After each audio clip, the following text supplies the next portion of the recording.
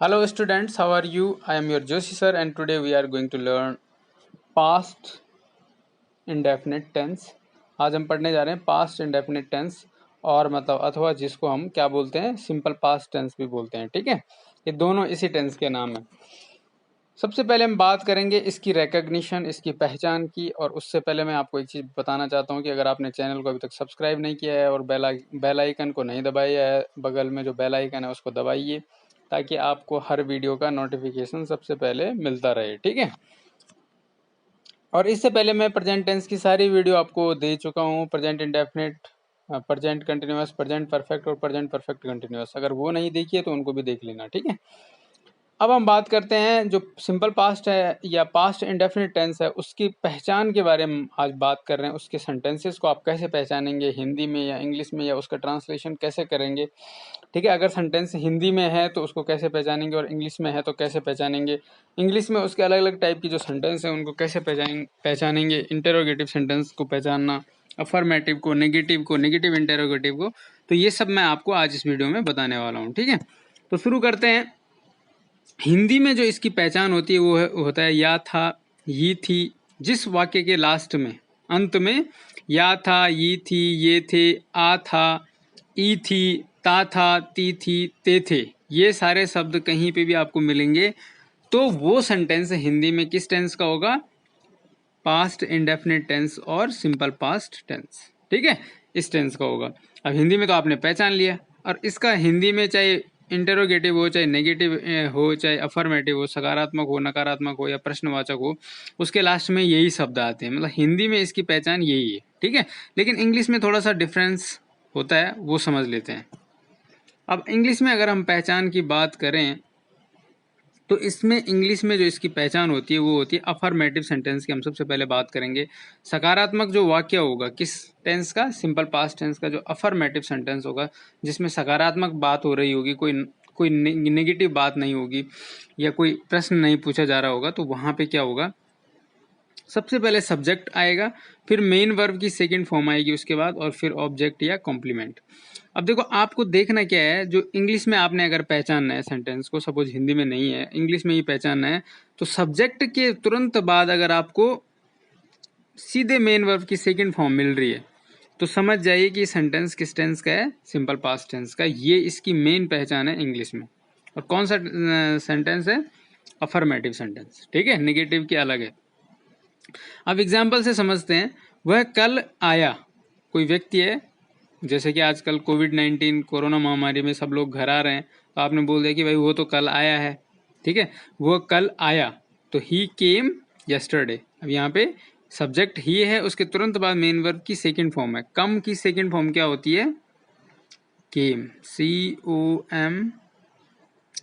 कम की second form होती है केम, और थर्ड फॉर्म इसकी फिर कम ही होती है, ठीक है।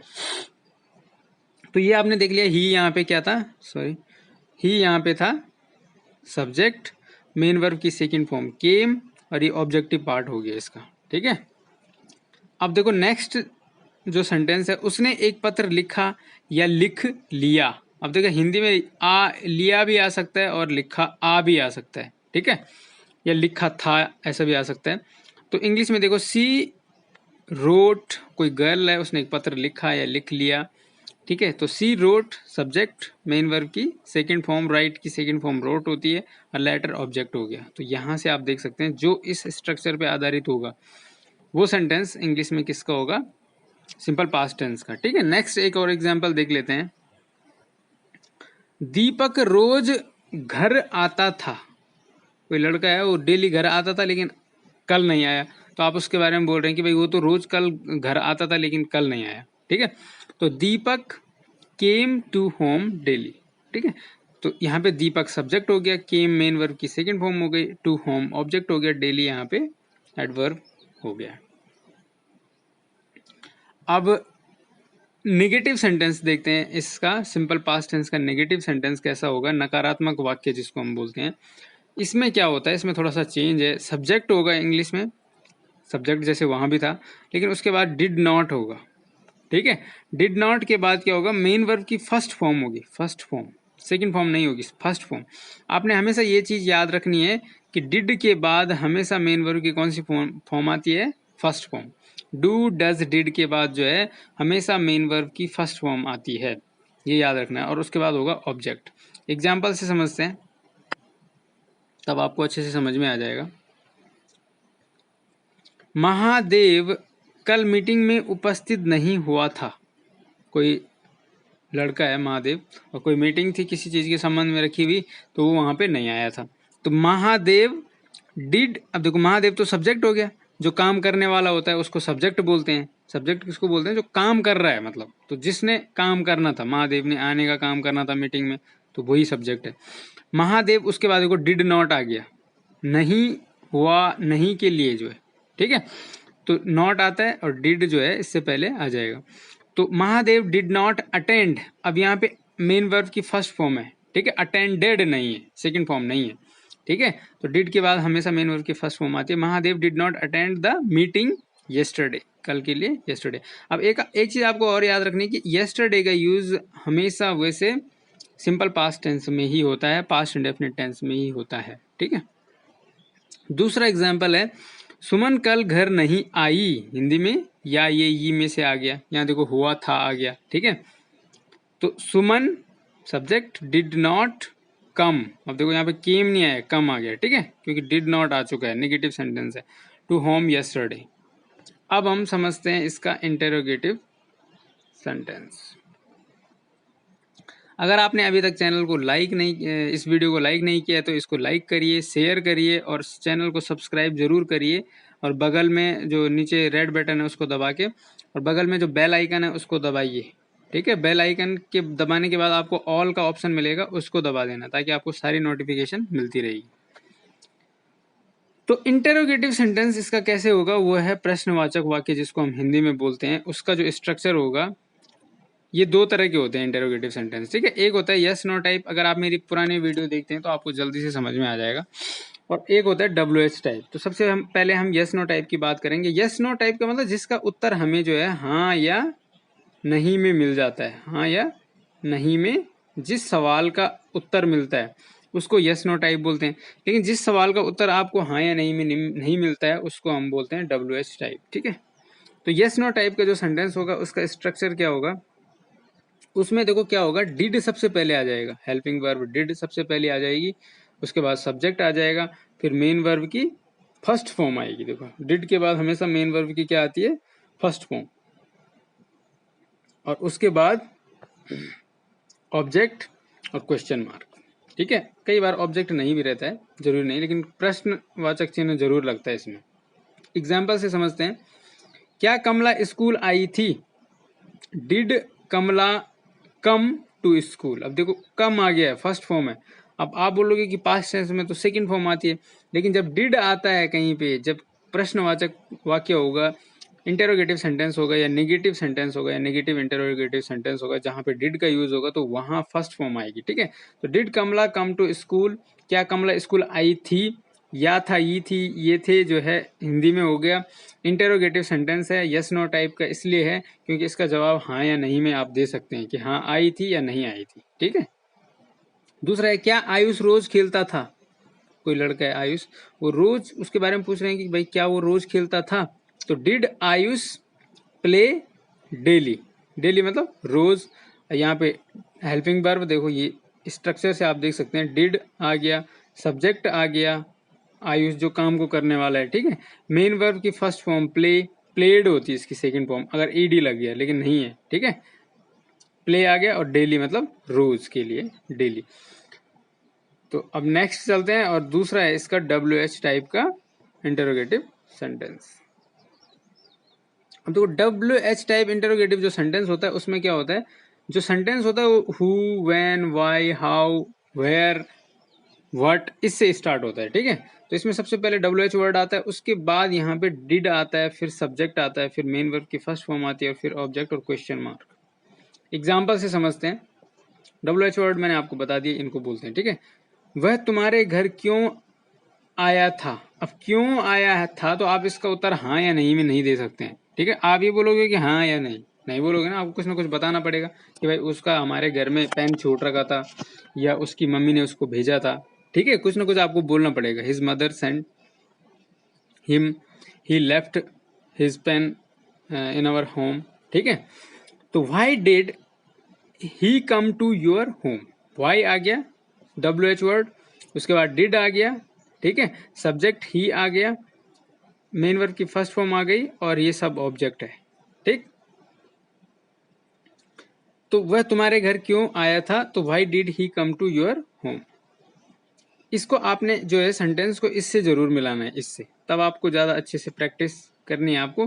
धीरे धीरे जब आप प्रैक्टिस कर लेते हैं तो ऑटोमेटिक ये स्ट्रक्चर आपको याद हो जाता है।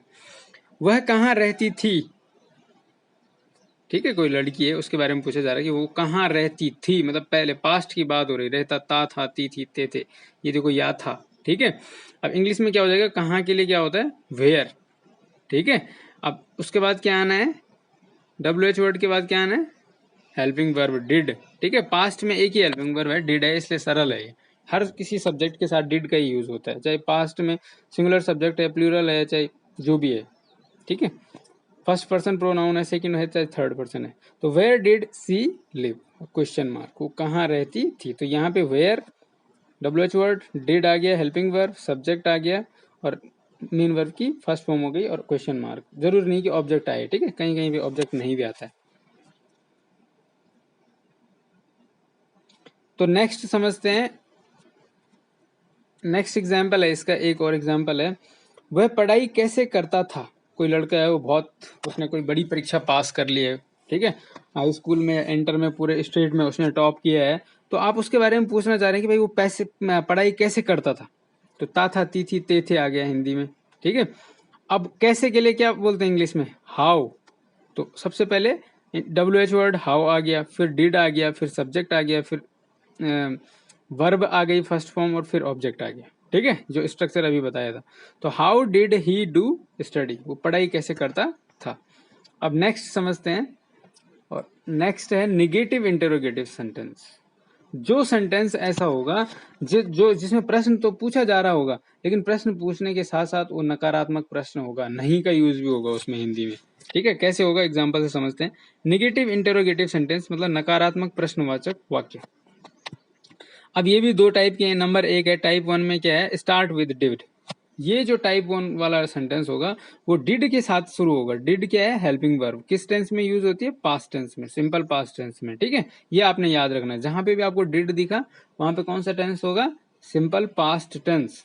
और उसका कौन सा सेंटेंस हो सकता है, ये तो नेगेटिव होगा, ये तो इंटेरोगेटिव होगा।